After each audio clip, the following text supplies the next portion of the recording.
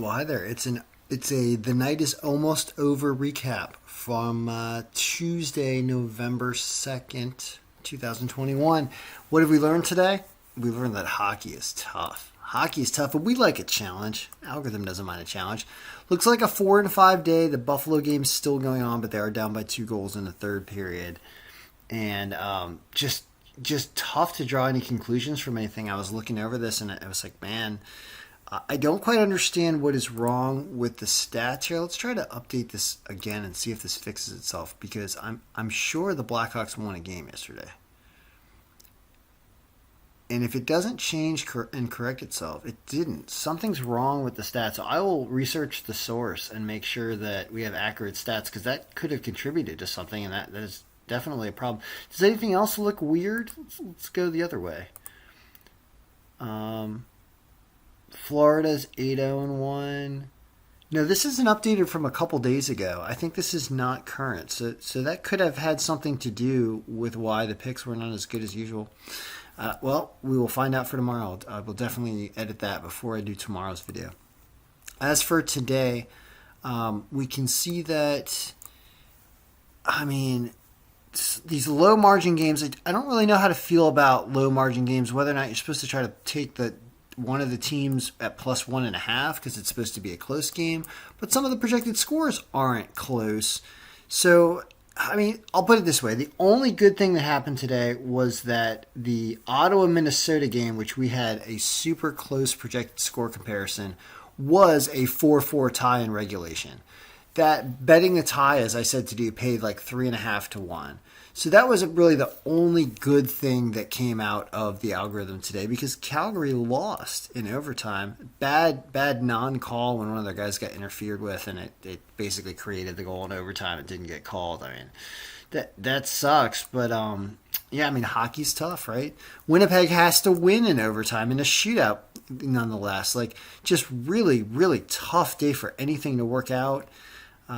Anything with super small margins lost, except Anaheim did well. This was not a tie, though. This is Anaheim just blowing by New Jersey.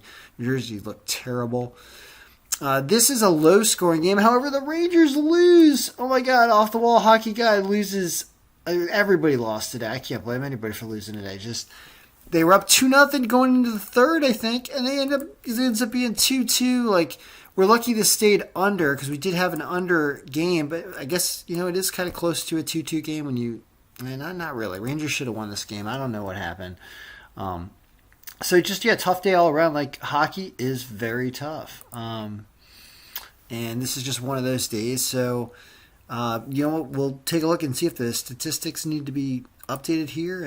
Also another thing, as I was going over the picks and I was talking to other people, they said, hey, Vegas has a bunch of guys injured. Detroit has a bunch of guys injured, like Larkin's out. People are out.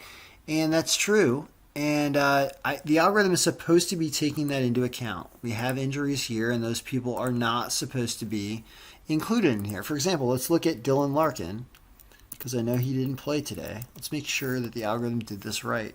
It said he's out. And it therefore removed his contribution score from everything. So this algorithm is supposed to be taking into account those injuries. So when it kicks out predictions like this, Vegas should have done better. Big miss. Detroit, if you just go game by game, I consider this game pretty much a mess, even though the margin was for Toronto and they did win, but the projected score wasn't. And the adjusted power, these teams are lower power teams. You can see Philadelphia, a stronger power team, they win. So if you just look at adjusted power, it can be more helpful. Winnipeg, higher adjusted power, they win. Calgary should have won, I guess. They gave it a fight, but they didn't win. Here, the Rangers should have won, but didn't.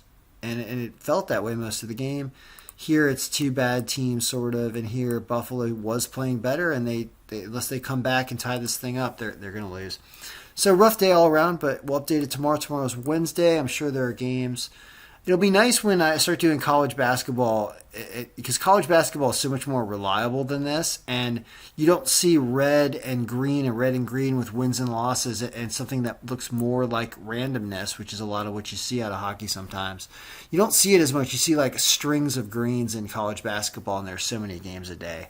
It's kind of why it's the most fun to bet, in my opinion, and the algorithm really rolls all that information together. So I'm looking forward to college basketball, because when you think about daily videos, hockey is something that's obviously daily.